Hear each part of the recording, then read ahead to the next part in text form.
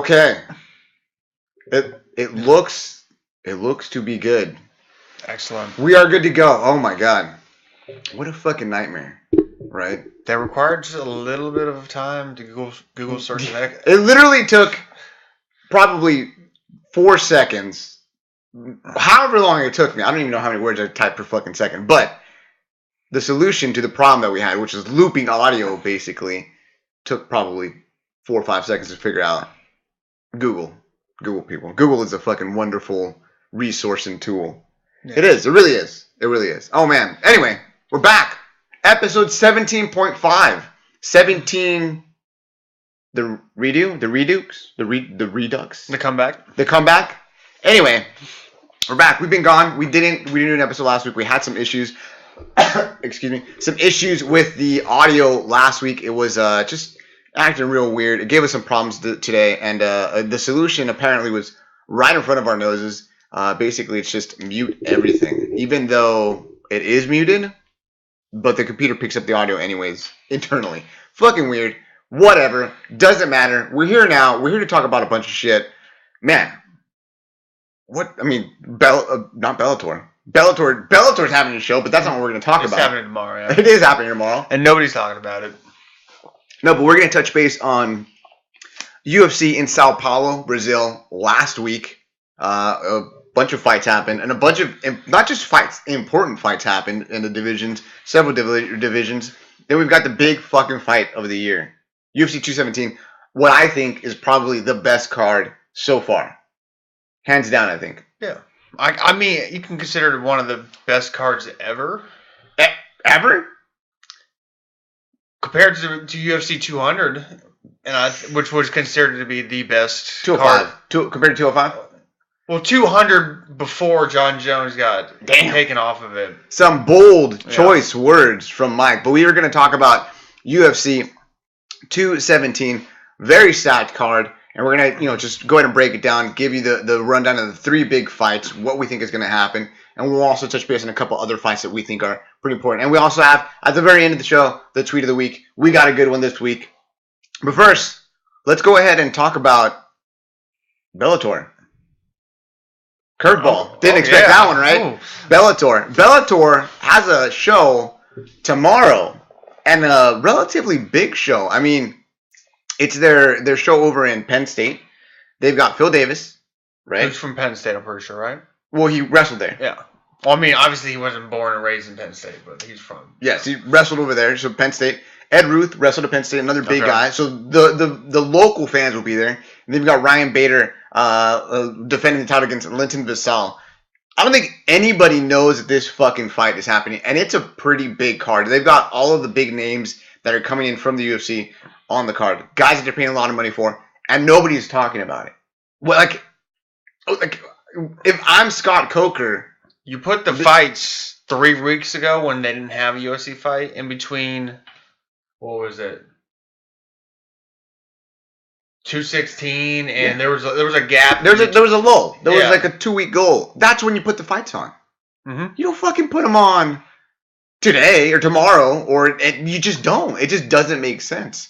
You're wasting the talent. You don't have that many guys on your fucking roster. Why are you gonna put the fights on that specific? It just doesn't make sense. Now, one thing I do like about what they did is what UFC should do, considering how many people drop out of fights, how many people don't make the weight cut, is that they have the title fight at 205 between Vassell and Ryan Bader, and below that is Phil Davis fighting. So if anything were to happen, nobody wants to see Bader fight Phil Davis again. No, absolutely not. But we'd rather see that instead of nothing, Or maybe, I don't know. Would we rather see nothing?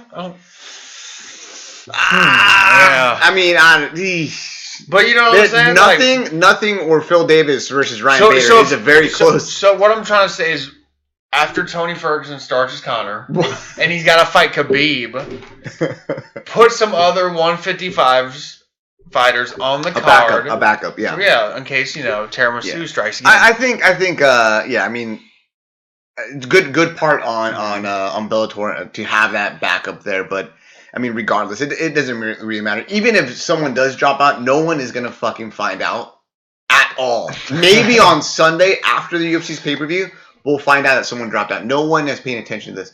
Granted, it's not on the same day. We know that. I get it. You can watch both. But everyone is interested in the UFC. The media shadow. Nobody, there's all the hype. Yeah. The advertising. The only thing that I can see happening is maybe what they're planning to do is like a bait and switch. Like the casual fan that watched GSP back in the day, that watched Spike TV fights, they're going to go ahead and have the fights up and then kind of trick them. Maybe pull some people in and get the viewers out. That's the only thing I can see. Trick them to think that the old fans think that the prelims are still on Spike? Is that what you're trying to do? That's what I'm thinking. What other reason would you have a fight this weekend? Like, there's a fucking World Series of Fighting card going on right now. Who's watching that? Nobody. I have more viewers, which is not very many, watching this shit right now compared to the fucking World Series of Fighting. It's ridiculous. Like, terrible timing on their part. It just doesn't make any sense to me. I don't get it. I don't know. Maybe they're right. I'm wrong. I'm not a promoter. Not a millionaire. One day, but not quite yet. Yeah. I don't know. But yeah, Bellator this weekend. I'll probably watch it just to kind of keep myself updated and see what's going on. But I'm not really. I can't say I'm too invested in any of the fights that are going to be on there. I mean, the title fight, Ryan Bader versus Linton Vassal. Yeah. The only thing.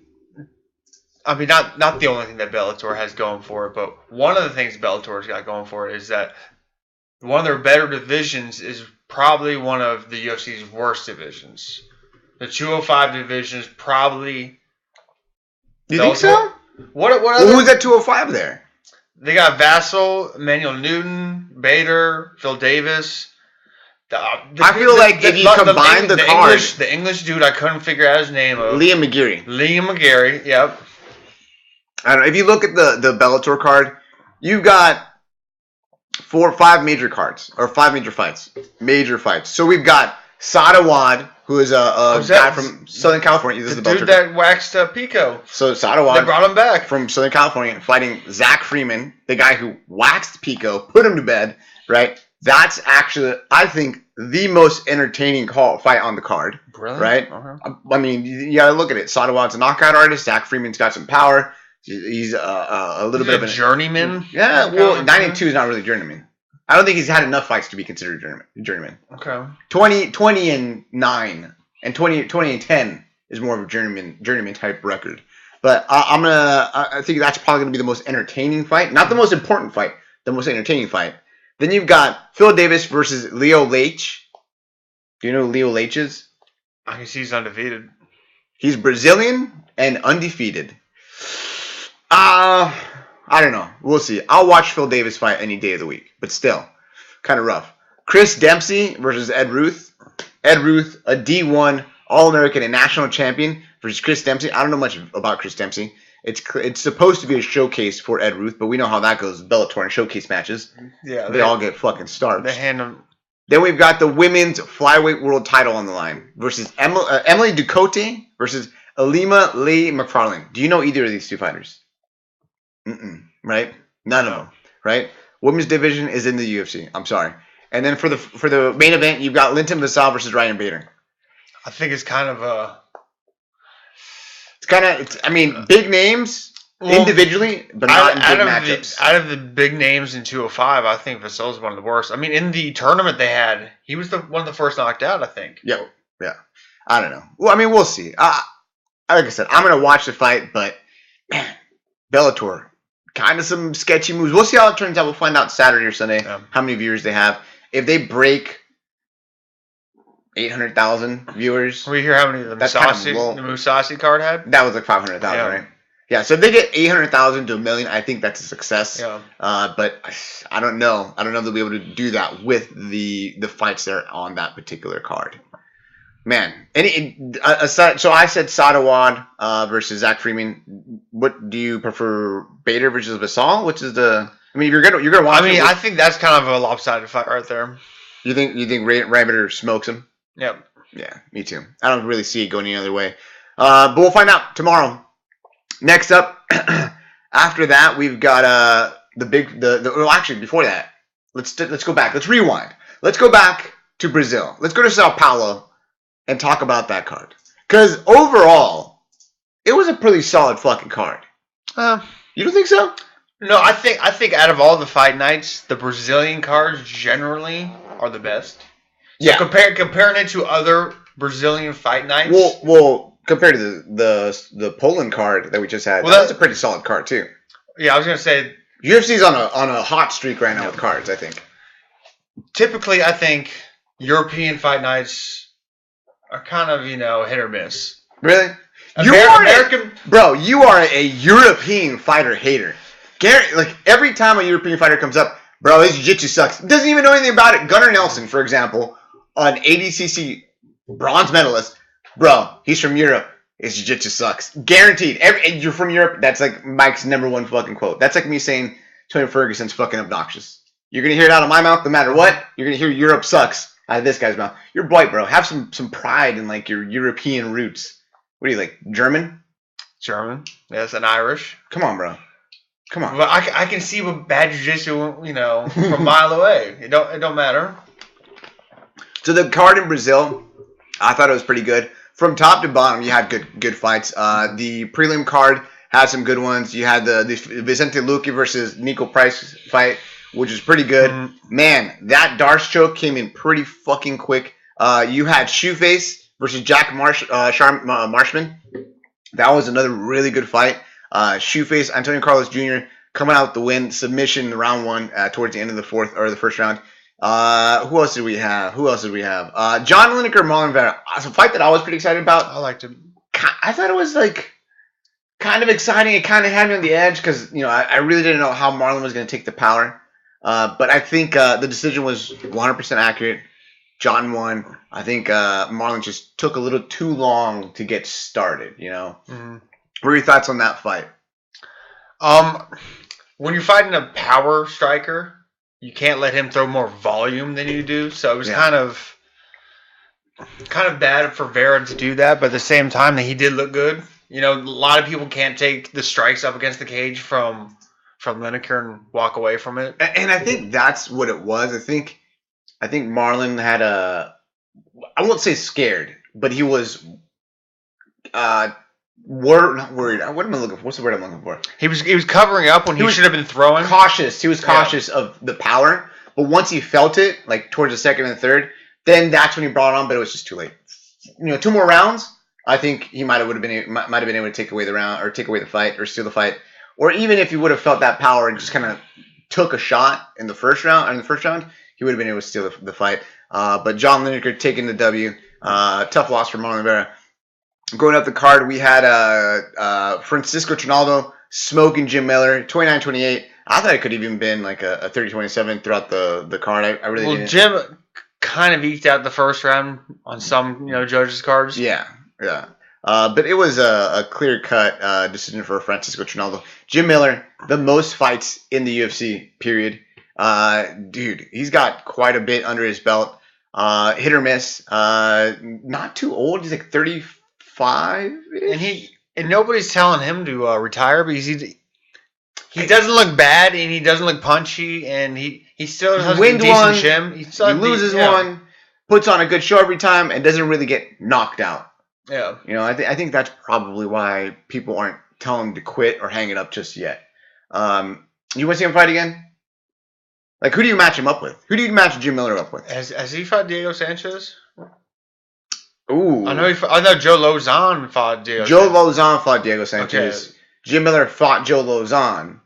Did Diego Sanchez ever fight? I don't think Jim Miller. That would be a pretty decent fight. I mean, Jim Miller's no longer in the top 15. Trinaldo just came in at number 15. Mm-hmm. So I think that might actually, if Diego Sanchez survives Matt Brown. Okay, I forgot about that. If he doesn't die, literally die, maybe throw him in there. Okay. But I think Diego's going to stay at 170. I think that's what it was saying. He was at 145. I know, but this fight is going up to Matt Brown. It's Matt Brown. Oh, it's 170. Oh. Matt Brown's not going down to 55. Okay. It's crazy, huh? Yeah. He dropped down all the way to 145, and then back up to 170, and he thinks he's going to rejuvenate his career. We'll see. Yeah. Maybe the weight cut was a bit much, but I don't know. Diego's looking a little punchy as of late. All right. From there. Where does Maya Machida go? You know? No. Pedro Munoz versus Rob Font. Okay. Pedro Munoz looked fucking good. Mm-hmm. That is a prospect at 135. Am I wrong? Number 11, Rob Font, another prospect type guy. Dude, Pedro Munoz versus Thomas Almeida. Would you not want to watch that? Yeah. Pedro Munoz versus Marlon Moraes. Pedro Munoz versus John Dodson. Dude, kid looked good. I'm super pumped on it. This was the other fight that I was very excited for. Rob Font and Pedro Munoz. Awesome. Fireworks the whole way through. I thought it was a fantastic fucking fight. Was it just one round? One round. But man, It was fireworks, and then Pedro Munoz just took over. Dropped him, locked up the guillotine. Night. That was it. Mm. It was a great fucking fight. Super excited. Super pumped about Pedro Munoz, and I can't wait to watch him fight again. I mean, I'm super jacked on it. Now, we're to the meat and potatoes of everything, of the card, right? We're at the co-main event. Damian Maia, fresh off his championship fight against Tyron Woodley. Tyrone. Before that, on a 8-fight win streak? Yeah. So, I mean, Maia, top of the heap, right? Facing Colby Covington. So he's taking down everybody. He's taking down everyone, submitted everyone within the first round. Yeah. If not, just backpacked the fuck out of them for 4 or 5 rounds, depending on what the 3 or 5 rounds, depending on what it was, right? So Maia, a fucking killer. Clearly a number 2 or a number 1 behind Tyron, right? Colby Covington. There, yeah. Colby Covington coming in. Mm-hmm. Top 10? Yeah. He wasn't top 15. He was top 10, Mm-hmm. 7, 8, right? Something Somewhere like that. around there. Something around there. Comes in and fucking smokes Maia. He beat him up pretty bad. Yeah. He beat him up pretty bad. Now, the first round. Well, it wasn't like he used technique to beat him badly. It was more of he wore him down, which eventually he beat him up. Because there wasn't any, highlight reel technique being used. Right. He kind of looked sloppy with his left hand, lunging with the left hand. The striking was terrible. Yeah. Like, there's no other way of putting it. That striking was fucking rough. It was bad. But he beat the fucking brakes off of Maia. Now, here's my theory, right? Maia goes in there. First round, I think you could give it to Maia. Yeah. Right? I think you give it to Maia. I mean, or it's close. Yeah. And Covington takes it at the very end. But I thought it was razor close. But because Maia is like one of those 100% grapplers, I think he just was not used to exerting so much force in the striking department. Gasses out, Colby Covington takes over. Yeah. With the shitty striking, stuffing the takedowns, and just battering him, right? Mm-hmm. You want to talk shit about Michael Bisping and pillow punches. Colby Covington, motherfucker. Those are some pillow punches. Couldn't do shit. Ends up battering Maia, gets the fucking decision victory. I mean, the striking was whatever. The wrestling was good. Really good, considering what Maia's did and everyone else. But man, striking, no good. And then he goes out and calls Tyron Woodley out. Yeah.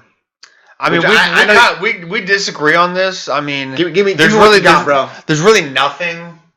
He doesn't have the it factor. There's nothing I can place. You didn't like the call out? You didn't like any of the post fight? I liked how he pushed the interpreter and said, we don't need an interpreter. That was about it. So he right off the bat, gets on the mic. Brazil, this place is a dump. You're all a bunch of filthy animals. Tyron Woodley, I want my belt. Backs away. See, the version you did right there.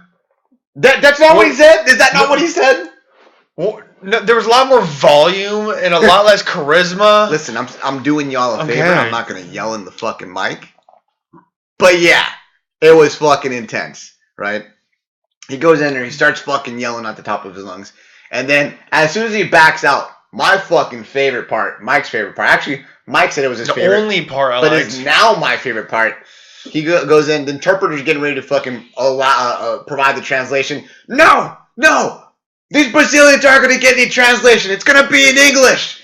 Motherfucker's a gangster. How do you not like that? I like that, but that's the only thing I like, so. I think you just have this No. what I call Fergism on him. You know what I'm saying? Like you just have this fucking natural hate. Everything he does you hate. He's super generic. He's create your fighter template. Mike's saying basically UFC character. You go to the generate automated fighter. Generate white wrestler, and then fucking Kobe Covington will automatically be provided to it's you. like generate name Kobe Select Covington. tattoo, random, fucking USA wrestling flag tattoo, and some other kind of tribal shit that he's got right here. Mm-hmm. He is very generic looking. I don't know. I like the shit talking. So now, if granted, Damian Maya drags people into these weird fights because he's such a, one, I wouldn't say one-dimensional, but one of his dimensions is so powerful that it kind of makes fights lopsided and weird. Right. So if he had came out with a barn burner fight, a fight of the night kind of thing, and then had that speech, it would have been one thing. But it was like the last 15 minutes of watching were not good, and then he gets on the mic, starts screaming. Dude, think about all of Damian Maya's fights. Mm-hmm. They're all. That's what I'm saying. They're all like that. They're all not because of who he is. It kind of creates weird fights. But nobody's beat him up that bad. Not even Tyron. Oh, you're right. Nobody did.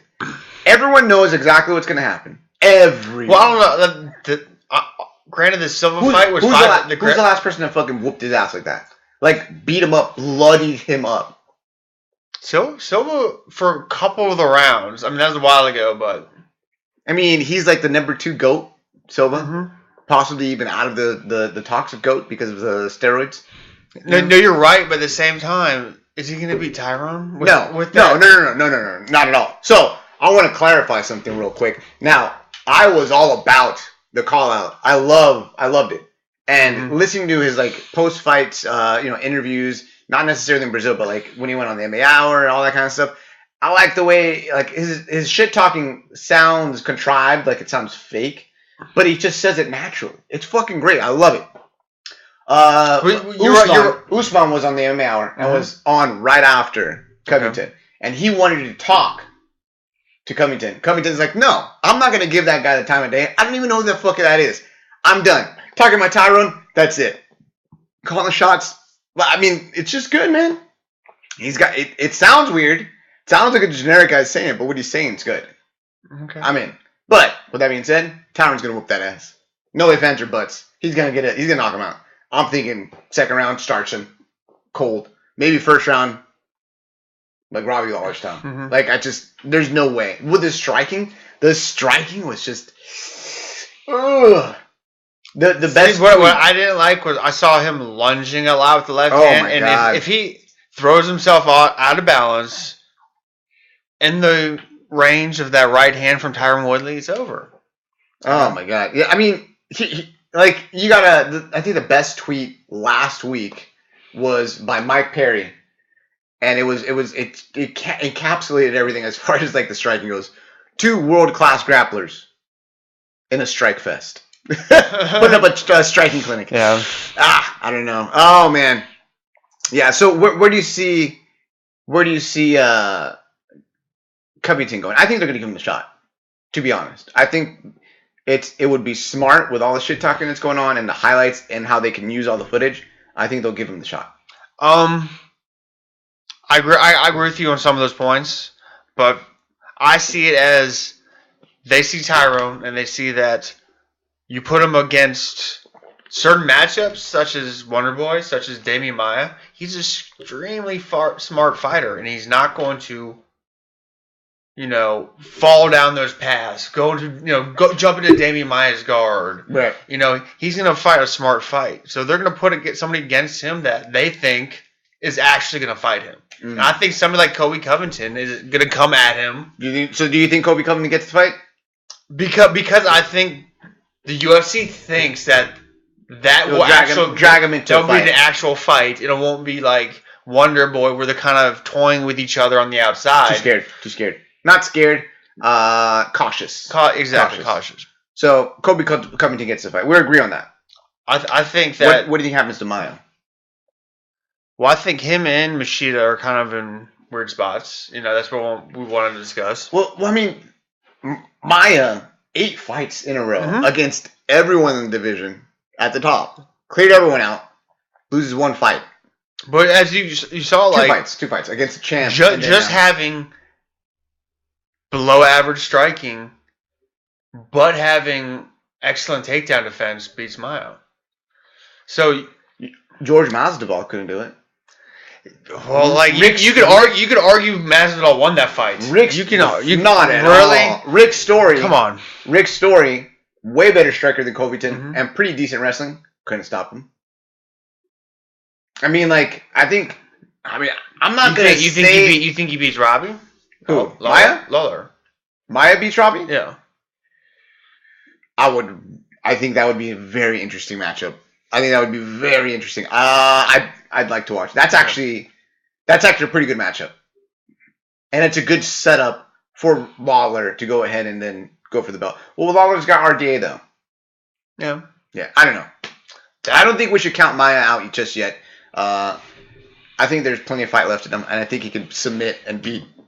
I'd say about 95% of the UFC welterweight division, to be honest.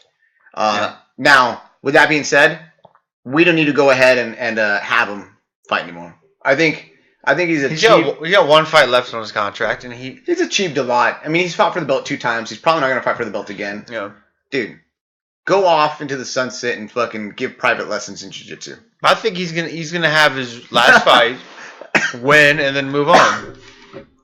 You think so? Yeah. Done or move on as far as another promotion? Well, he's gonna have his last fight on the contract. He might have some, hey, I'm gonna retire, come back, look at, renegotiating, and once he finds out that they're not gonna give him as much as he wants, he's done. Yeah, probably. Now, another fight that we had that night, which, brought up a lot of interesting questions, Machida versus Brunson. Machida versus Brunson. Dude, Machida coming in there, looking decent. His body looked good. Winning the exchanges, his body looked the same. No differences. But, man, 1 big left hand from Brunson, and that was it. That was it. I mean,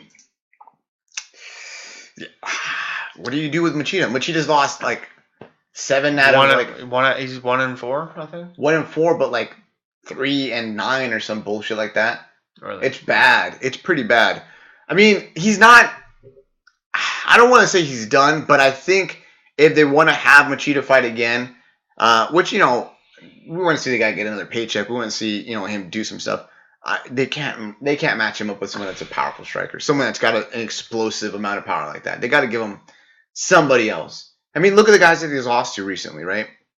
Who did he lose to last? So he's got Brunson. Before that was Luke Rockhold. Yep. Luke Rockhold starched. Oh, he just got on top of him. Right? Then he had Chris Weidman. Got on top of him. Starched him. Right? I think beat him pretty fucking clear cut. And then you had the 1 win in there against Gegard Mousasi. That's a good win. That is a pretty good win. So, it's not like he's losing to bad guys, but, man, it's rough seeing him get knocked out like that. Well, I think at the top of the... Oh, and then fucking... What's his name? Cuban. The Cuban fucking Yoel. The fucking freak. Well, when you see the top of the division at 185 is pretty stacked. Yeah. Besides the champion, there's a lot of really good fighters up there. I was thinking, what if he fucking goes up to... Wow. Why are you fucking you walked right past that one. Shade you walked right past that. I almost let it go. Michael Bisping, the fucking GOAT. I was like, what if he goes back to 205? It's pretty fucking empty up there, man. He's fast. He has good movement. I think from my money, I think I'd like to see him. I see where you're going. No weight cutting, being the lighter, more agile guy. I mean, he was never really, I don't think, over or outmatched in the strength department in 205. I think he went down to 185 because he knew he was not going to beat John Jones. He knew he wasn't going to have an opportunity to go and win. But now's the time, man. Fuck it. Yeah. At 185, it's a bunch of bad matchups. Jacare. Oof. Ooh. Ooh. The crocodile will eat up the dragon. For sure. No? No, I agree. I'm just kind of thinking, is he? You really think he's a top 10 fighter still, or do you think he's kind of a gatekeeper? You think it's gone past him? You think I think. so? You're saying the I think his style of counters, like, I don't want to compare him to Connor, but like that kind of karate stance. Yeah. But he doesn't have a good chin and he gets hit. Like, here's the problem. If you have that same counter striking style, you need to be able to move away from the hits where like he gets hit. Yeah. Well, and when he gets hit and he doesn't get back up. He has the movement, right? So he'll dart in and out, like do the whole karate thing, like. But as he backs away or if a punch is coming, as opposed to blocking and moving out or having his hands up, he'll do this one. Yeah.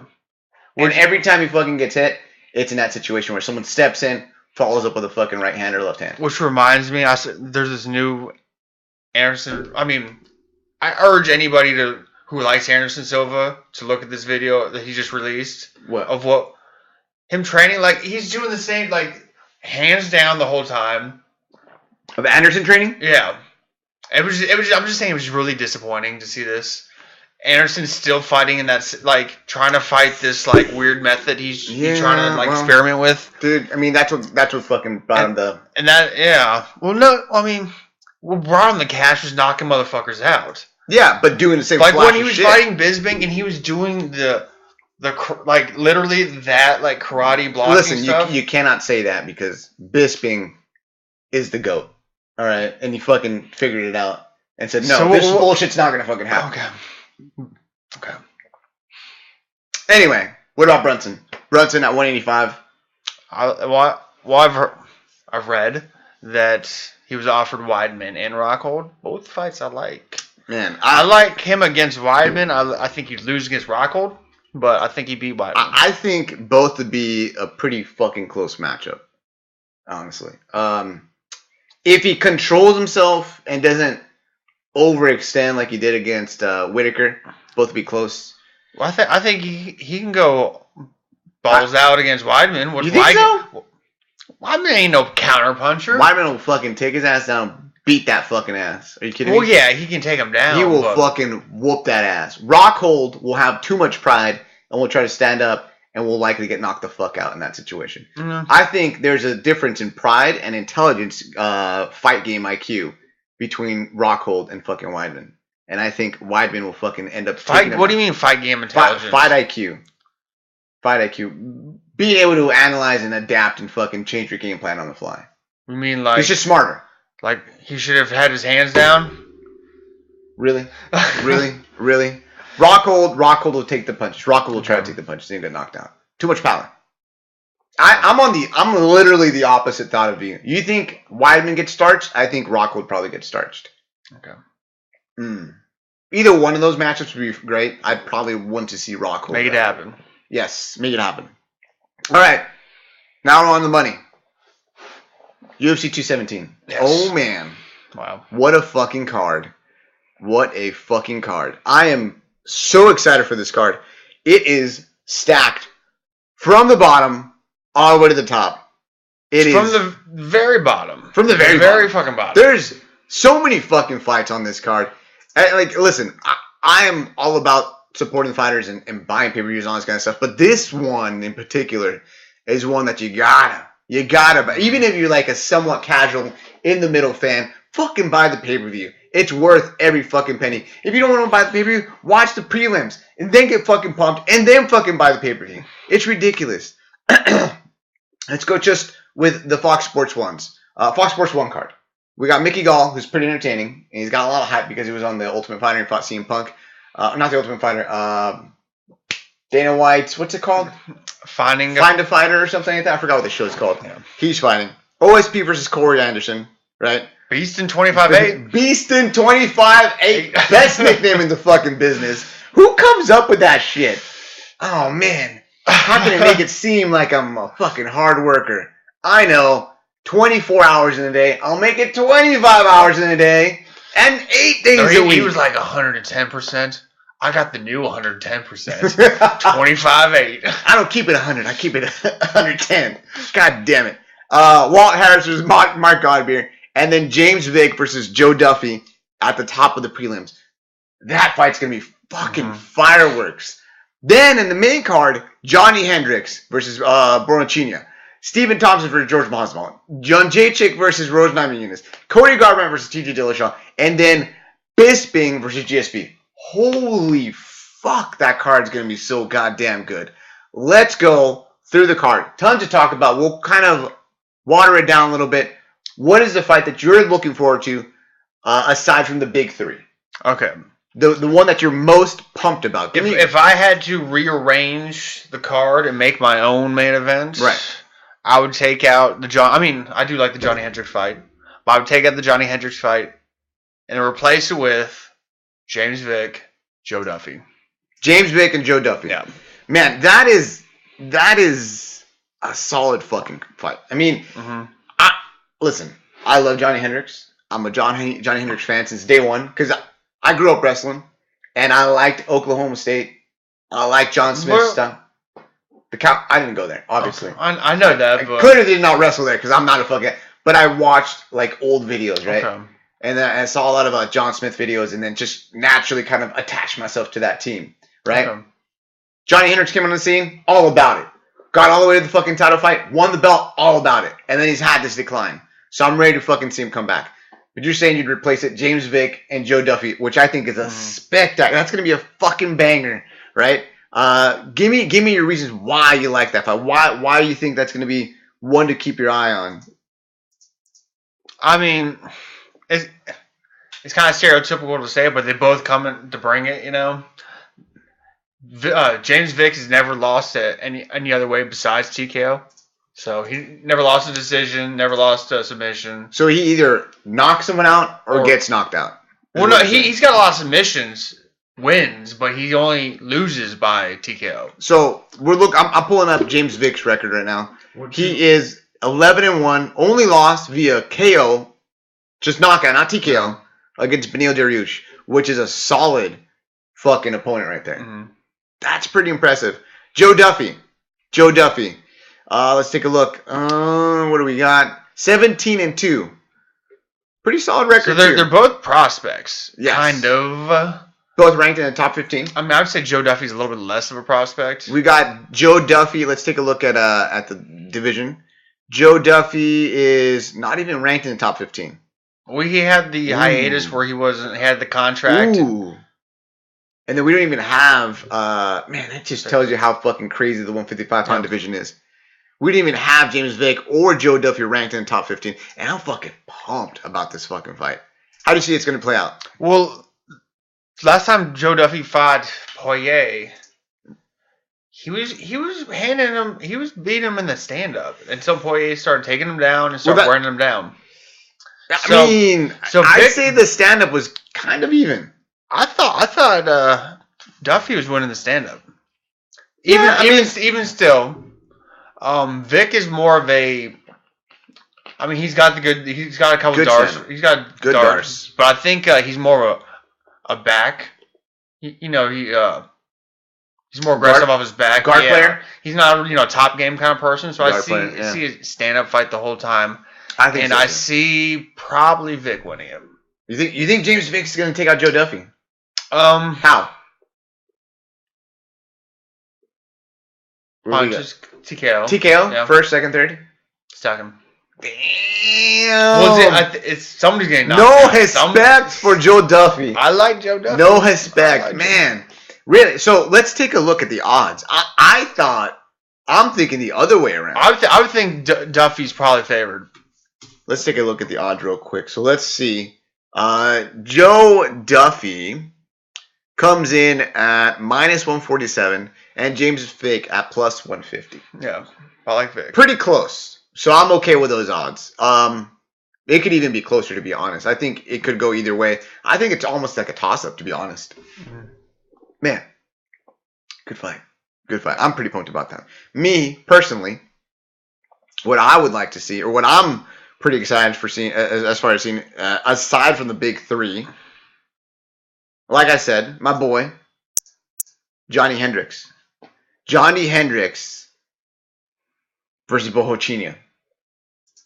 I'm excited. Why am I excited? Ask me why I'm excited, Mike. Give me something. Why am I excited? Come on. Since moving to the Midwest, you're all about the big rig? Aside from that, no. He's at Jackson Wink. Oh, okay. Jackson Wink, man. Listen, he's been one of those guys. He trained a Team Takedown. It was just him. Nobody to hold him accountable. No teammates to really push him.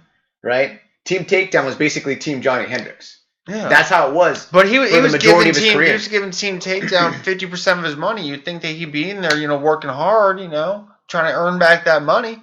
He's giving them. No accountability. Accountability. He's in charge of himself. I don't want to work out. I do want to work out. No one's there to help him out as far as dieting goes. He goes over to Jackson Wink.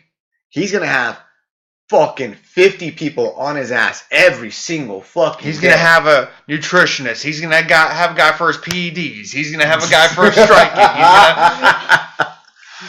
You think they do it over there? Do you think that's a thing? I think there's a guy. There's a guy. You think there's a guy on the team? Yeah, there's a guy. There have been a couple of guys popping there, but I don't know. I don't think it's like an actual thing. Jackson Wink. Jackson Wink. Oh man, but man, I'm pretty excited. I feel like I've said it before. Like when he first moved up to 185, I'm like, nah, I think it's now it's the time. Well, did you see he tweeted like in a year from now he's gonna be the champion again because of Jackson? Like he didn't say that's the thing. He didn't say in a year from now I'm going to be champion because of my strength. He said because of Jackson Wink. I think this is what he needed. So he could be buying in the resurgence of his career. Look at what they did with Andre Arlovsky when he first got there. They turned him around. They gave him a run. Andre Arlovsky got a little bit older. Things started catching up. Look at what they did with Alistair Overeem when he started getting over there. Everyone that goes down there, they start playing off of the strengths and they improve the fighter. Okay. He has never had a legitimate coaching staff. I think now is the time. And he's relatively young. He's not a young buck or a super young guy altogether, but he's not old by any means. I think now is the time. And as a big rig fan, I like to call my people the truckers. Is that terrible? So what do you see? Is that terrible? Obviously, you have GSP beating the GOAT. And then you see Johnny fighting GSP for the 185? Is that what you're saying? Eventually that'll pop. No. Bisping is never going to lose.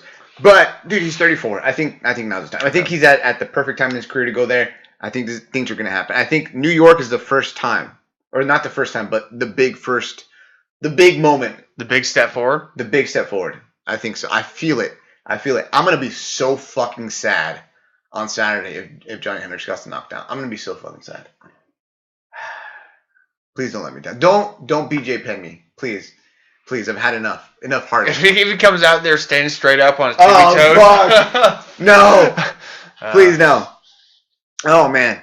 Those are the fights that both of us are looking forward to. The not necessarily big name fights. They are. On any other card they would be. But those are the two that we're looking forward to, right? Another fight, or the first big fight that is announced or on the card, Namajunas versus Joanna.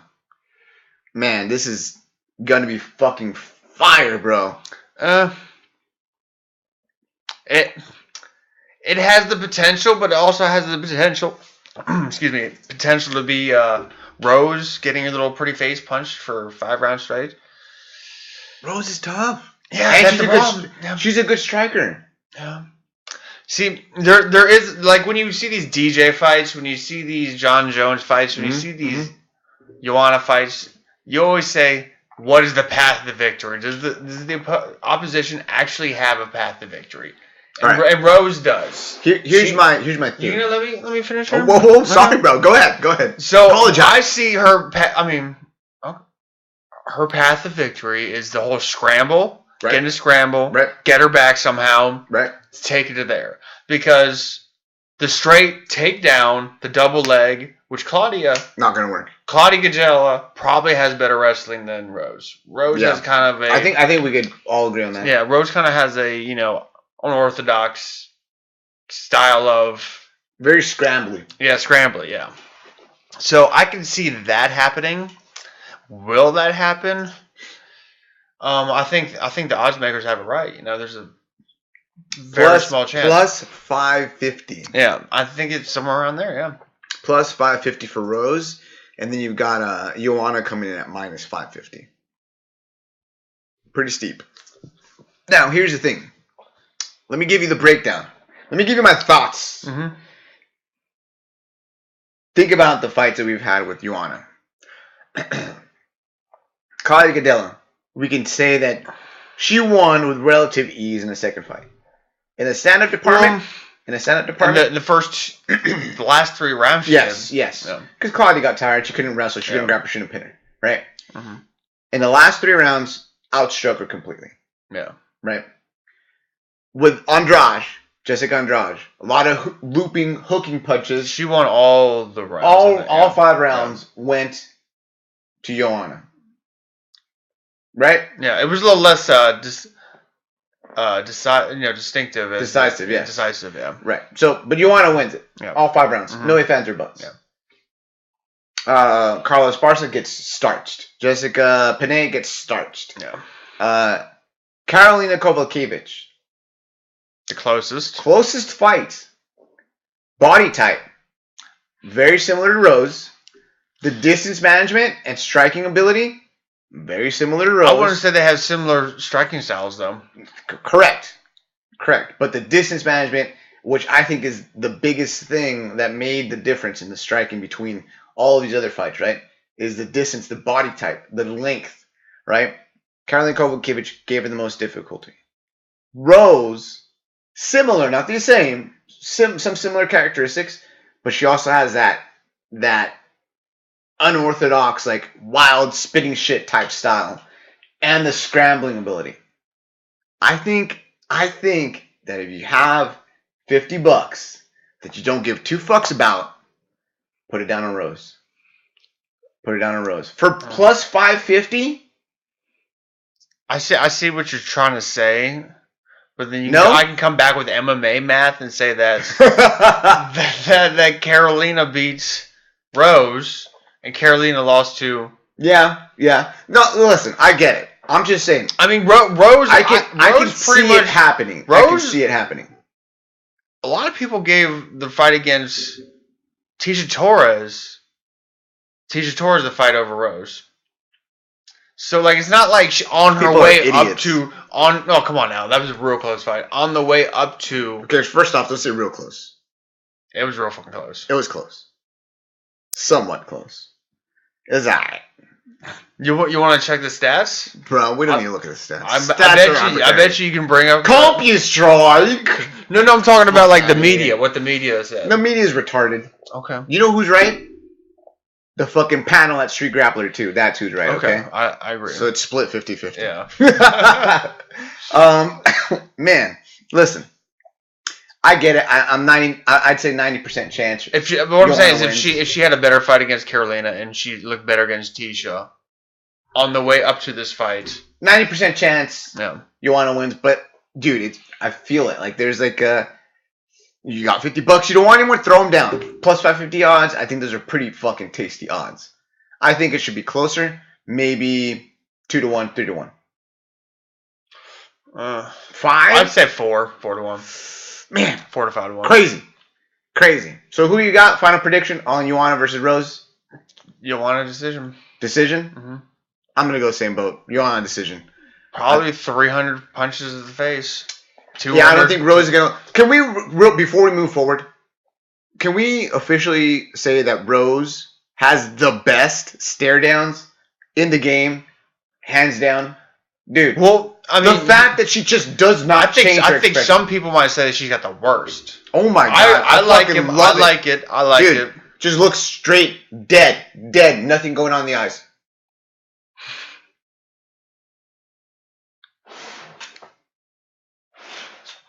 That's it. What the fuck, dude? Joanna doing her fucking crazy shit, putting her fist in her face. Did you see the stare down today? You saw it with me today. Yeah. Puts your fist in her face, pushes her nose in. Does not fucking flinch. Oh my god. You required me to watch this. Yes, You know, and I made you watch a GIF you of should like you should make like a Thug Life GIF of throwing the Dude, glasses on her I don't while think the that fist in her face. She needs her own meme. She does. She's above that, bro. Man, Rose, best stare down in the fucking business, hands down. No ifs, ands, or buts. No ifs, ands, or buts. All right. So we got Rose and Joanna. We both think Joanna's gonna win it. Pretty excited for this fight. I mean, if you're watching the live stream, look at that fucking stare down. Ice cold. Ice cold. Next fight up, a very important fight in the 135-pound men's division. Cody Garbrandt versus TJ Dillashaw. Months and months. We can even almost say years now, right? A year and a half now? 2 years? Well, of like development, right? When did Cody leave? Well, think about it. It was the Faber, Conor McGregor Ultimate Fighter. Dude, yeah. When Conor somehow from her, he knows people. He heard from whoever that TJ left leaving, yeah. because Faber said that. I forget which podcast I heard, but like when Conor was saying that shit, like that was like kind of a secret. Nobody knew that. Yeah. Like he dug deep. You know why? To find that shit. Because Conor's the fucking GOAT. Well, he's the mental GOAT. Like it comes to the mental game, absolutely. Well, yeah, absolutely. When it comes to that shit, yeah, he's the fucking cerebral assassin. Like he is the Triple H of the UFC. Conor literally was the catalyst. Like he should get pay-per-view numbers for this card because he is absolutely the catalyst to this fight, dude. Got 2 years in the making now, right? Mm-hmm. TJ goes on, leaves Team Alpha Male, wins the belt, leaves, right? People at Team Alpha Male are bitter. He's upset because they don't like him anymore, going back and forth. Cody Garbrandt starts climbing the ranks, right? Within 8 months, or is it a year? Yeah, it's pretty quick. From unranked to champion. Fucking incredible, right? And then things start brewing, right? TJ, as Garbrandt's coming up, TJ loses the belt to Dominic Cruz. Dominic Cruz beats Uriah Faber. Dominic Cruz fights Cody Garbrandt, right? On the same card that TJ Dillashaw was fighting. On the same card, TJ Dillashaw says, I want my fucking belt. I don't care who has it. Garbrandt wins. Come get the belt, motherfucker. Boom. It starts. The Ultimate Fighter happens, right? These guys spend time together. Cody Garbrandt is a fucking wild man. Like, he's just straight thug.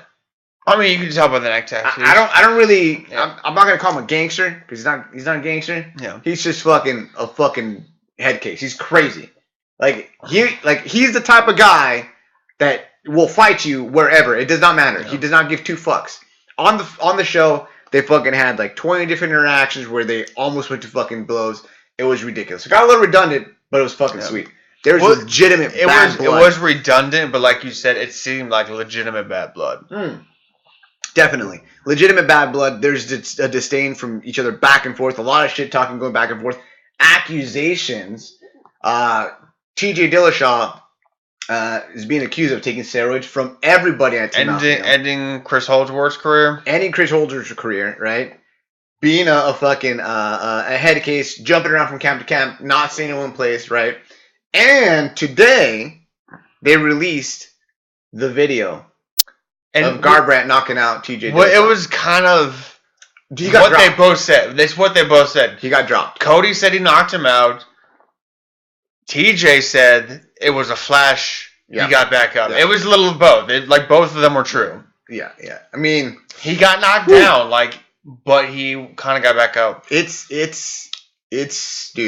intense. And it's going to be good. I think it's the most important fight for any division on the card. It's like the most important fight that'll have the most impact. Yeah.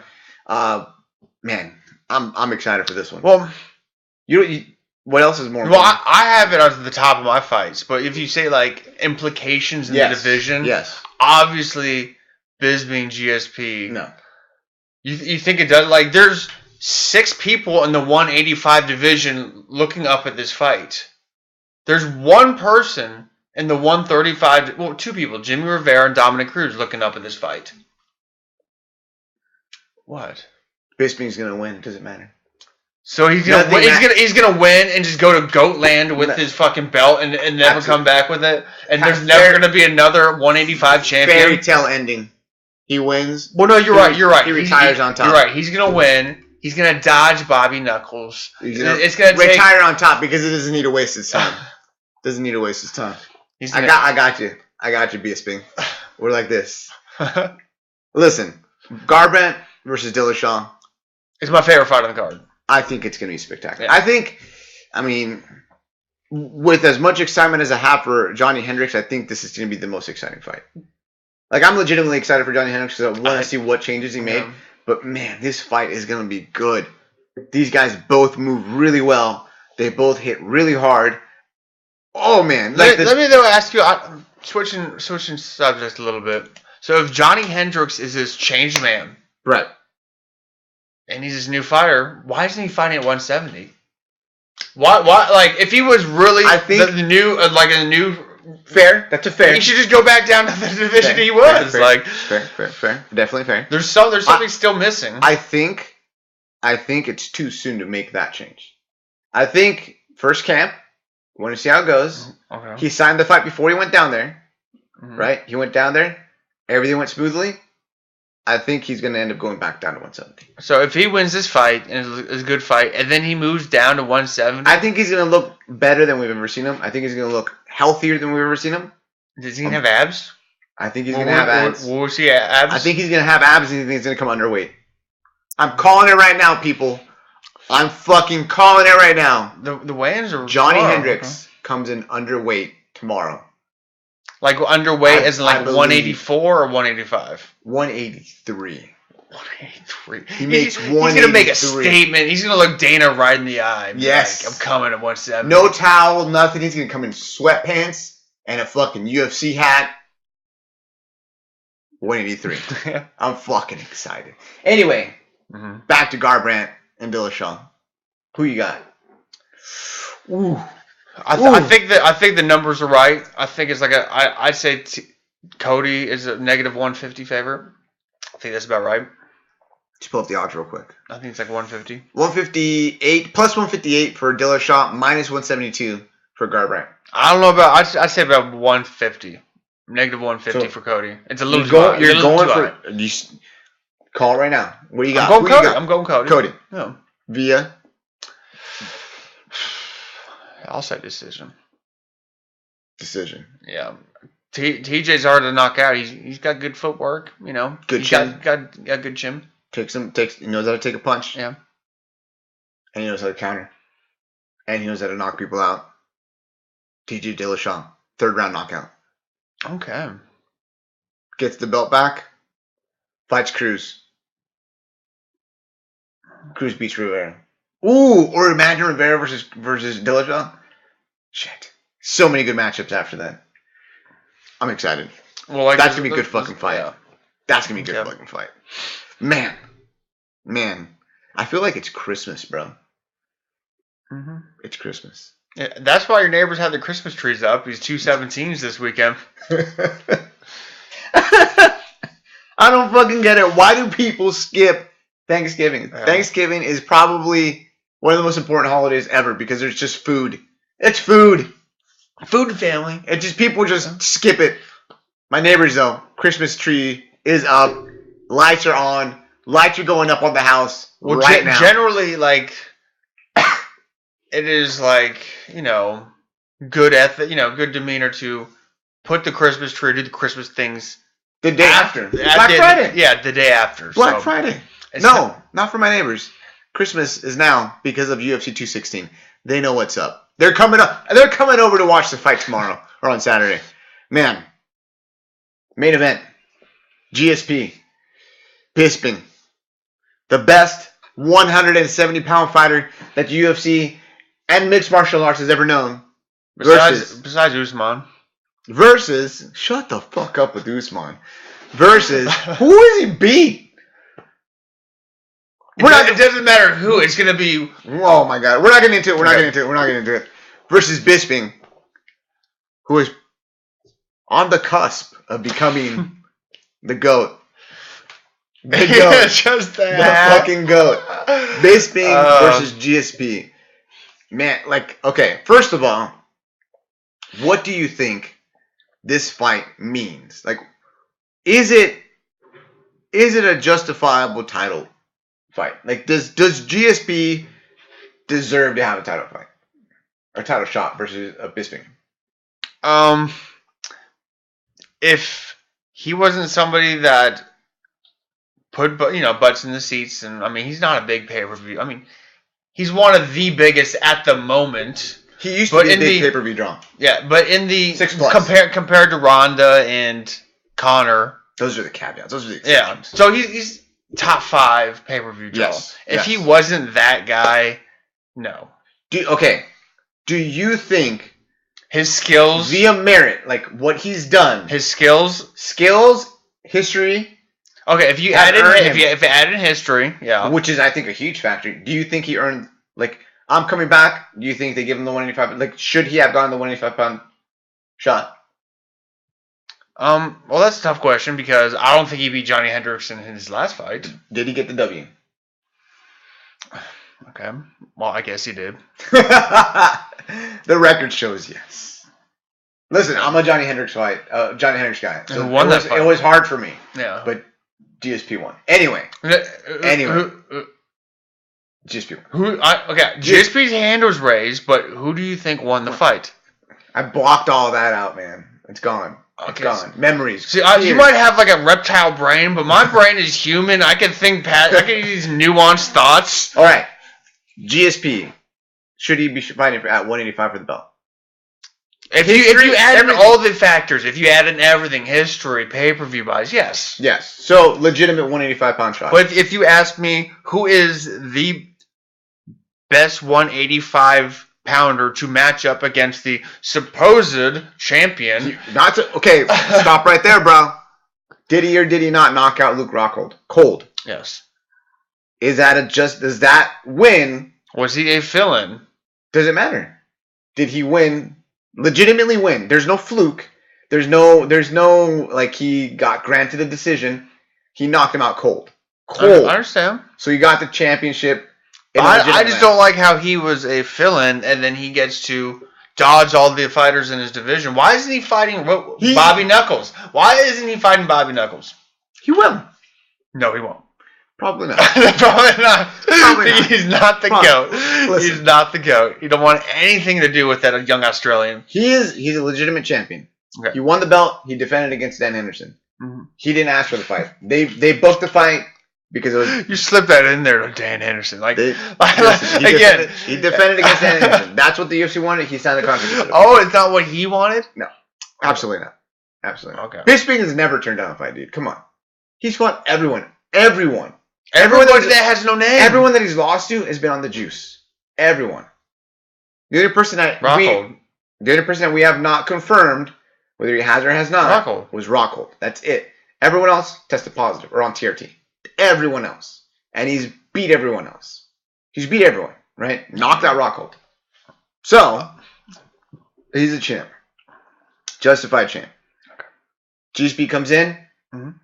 They offer him a fight. He says yes. Big opportunity. Now, going off what you said, GSP... No. Wait, let me stop you there. You make it sound like they're like, oh, we can't find anybody to fight this world beater Bisping. We need to call GSP for backup. No. GSP was like, what? If I wish I could do a GSP voice right now, he's like... Michael Bisping is the champion. I can win the belt. Exactly. I can easily win the belt. I will make my return. I will easily win the belt. That's what he said. Like, that's exactly what he said. I do agree with you on that. I do think that GSP had that Randy Couture moment, right? Mm-hmm. Where like he saw, oh, Tim Silver's got the belt. I'm going to go in and win it now. Like, I think he thought that, but he's going to be in for a rude awakening, bro. No, I agree. I think Bisping should be the favorite. Yes. It's just, I mean, Bisping is good, man. Like, think about Chael Sonnen, prime Chael Sonnen, right?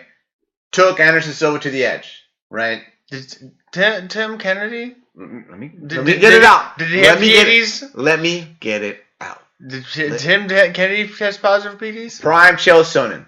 Okay. Okay? Can't fucking hold down GSP. Couldn't. He just could not. Couldn't do shit. W. You got He couldn't do shit. But he got the W, right? You use that excuse. No, I got you. Yeah, I understand. But he couldn't do shit. A bigger, a stronger, gigantic Chael Sonnen that fights at 205, cuts down to 185, fights at 85. Big 85er, right? GSP coming up for the first time. No, I agree with you here. I just don't. Man. Now I'm thinking back of all the people that beat Bisping. Tim Kennedy, was he on the PEDs? I mean, are you going to disrespect America and say that Tim Kennedy is on PEDs?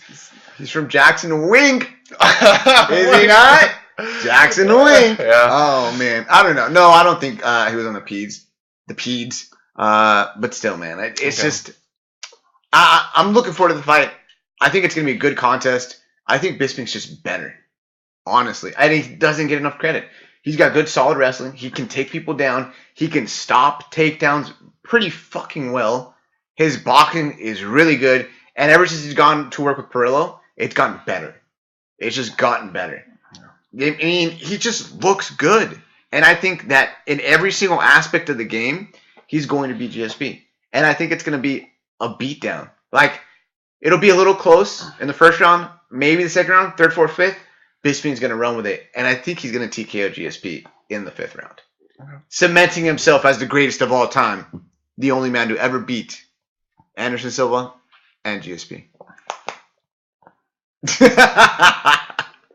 Well deserved, though. You got to think about it like this. If you look back at his record and who he's fought and who he's gone through and how long he's been with the company, dude, if anyone deserves to have like this kind of like a gimme fight that everyone's saying, I think it's him. Okay.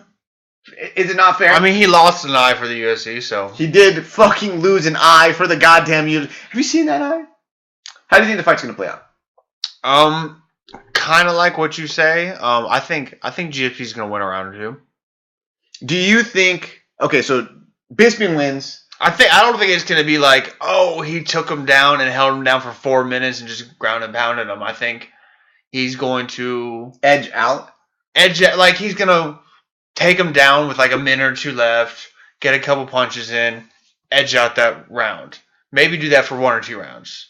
But for the other rounds, he's going to get, jabbed in the face the whole time. Yeah. I think, dude, I'm telling you, he's going to get rocked and he's going to get finished in the fifth. Maybe even earlier. Bisping's developing that power, man. It's like a fucking thing. Dude, Rockhold went night-night, and a lot of people have hit Rockhold. Went to sleep. Anderson Silva got dropped.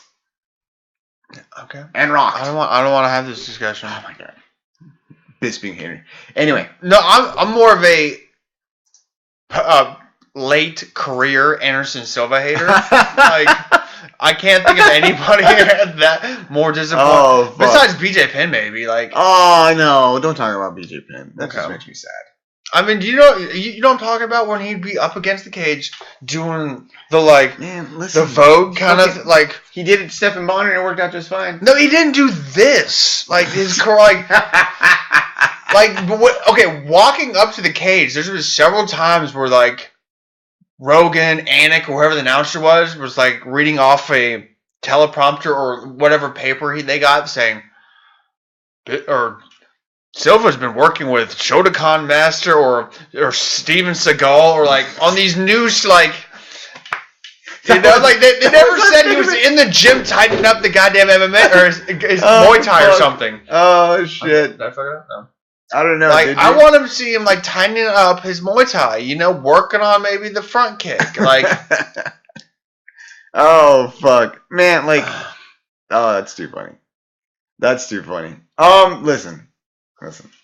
Here's the thing. Okay. Here's the thing. Bisping is the greatest. He will be considered the greatest. He's gonna stay on the top of the all-time list, whether you like it or not.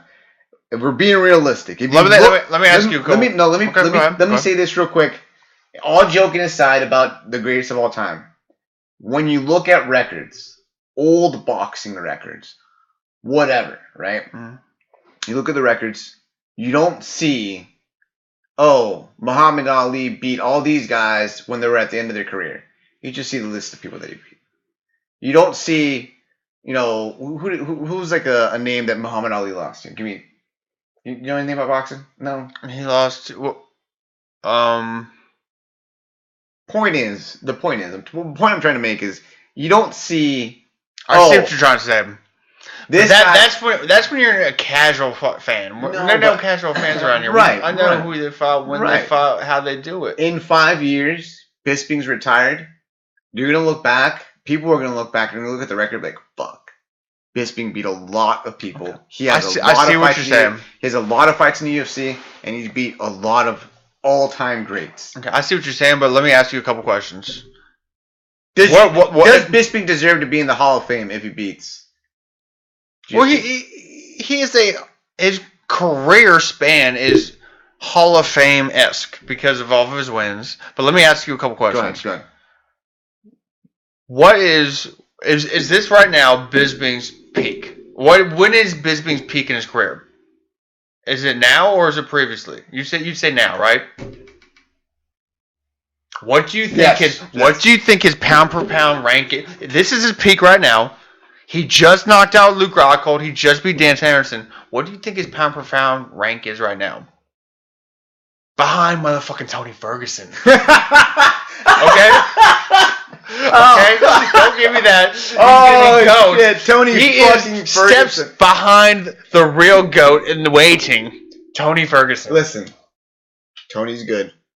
I get it. Okay. I like to...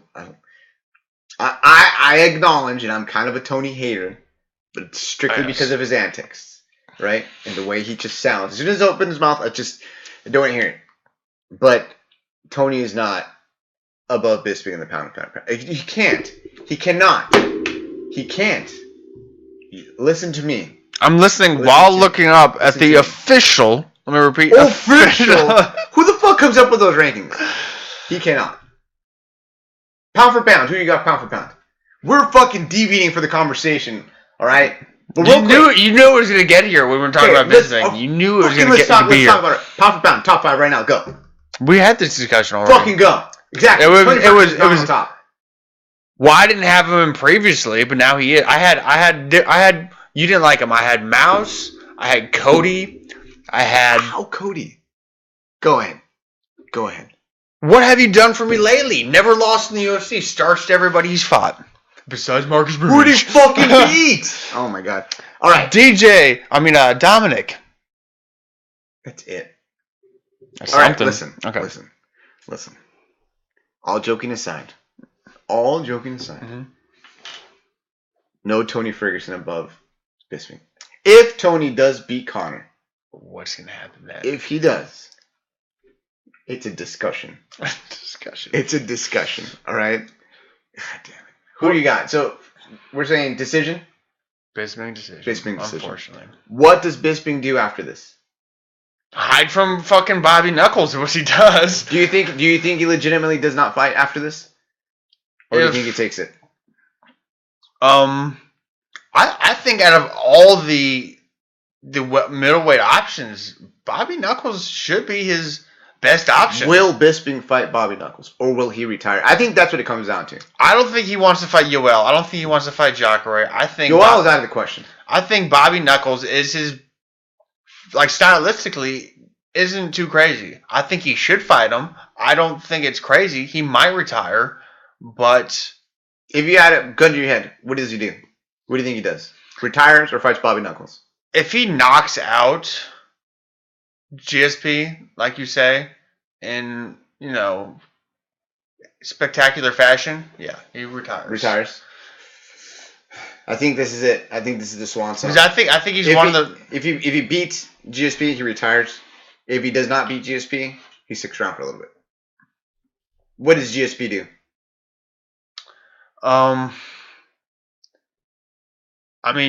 People on the internet be saying super fights, but I don't really see what super fight is exciting. I'm not excited for Conor GSP. I'm not excited for... Definitely not fucking excited for GSP Silva.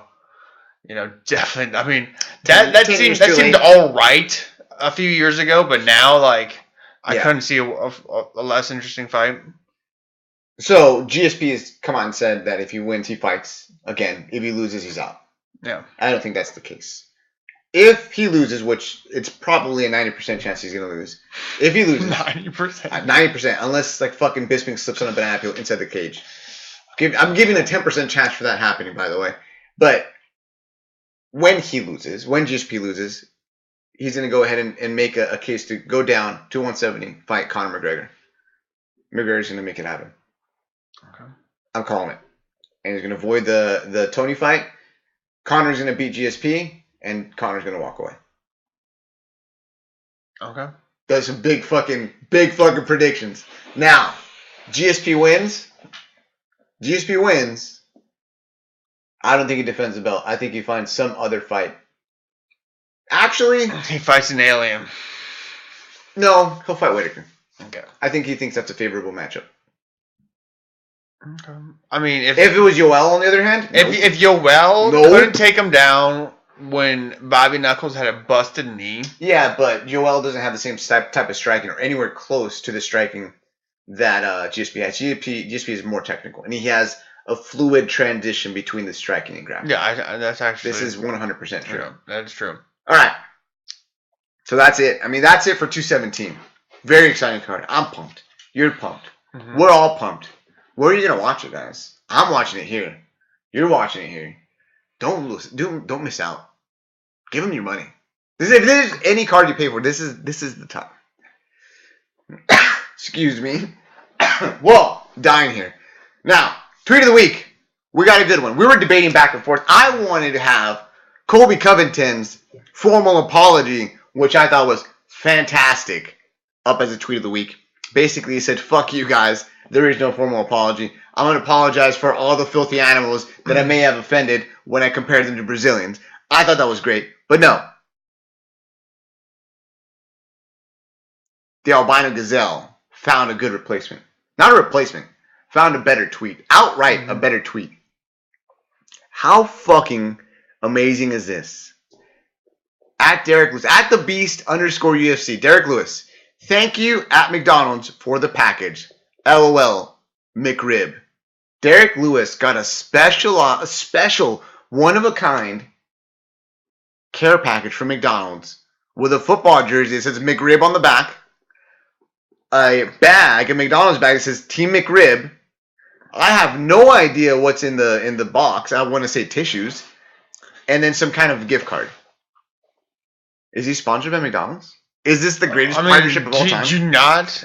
This is what you get when you're sponsored. Like, you're part of Team McRib. Like, oh fuck, that's too good. Fucking Derek Lewis is the best guy on fucking Twitter. Period. Oh my god, I love it. Oh man, it's been a long week for me. I'm fucking tired and spent. I'm excited for this weekend. Mike, have you got anything else for the people? Same thing. Excited for the weekend. You know, gonna probably watch a little bit of Bellator. Probably the last couple fights. And then he's gonna watch the whole thing. Okay, yeah. He's going. Yeah, he ain't got shit to do tomorrow. Yeah, I ain't got shit. Let's be real. We're fucking dorks. We're gonna watch that. Huge dorks. Yes. All right. For Mike, this is Ruben saying peace out. Thanks for tuning in to Street Grappler 2. We'll see you next week. And we'll talk about UFC 217. That's it. There's a fight for the next 5 weeks. Holy shit! 5 weeks. We're gonna have a shit ton to talk about. Yep. We'll see you guys later. Thanks for tuning in. Peace out. Adios. Hasta luego. Oh, man. The mics are running. Nice little outro right there.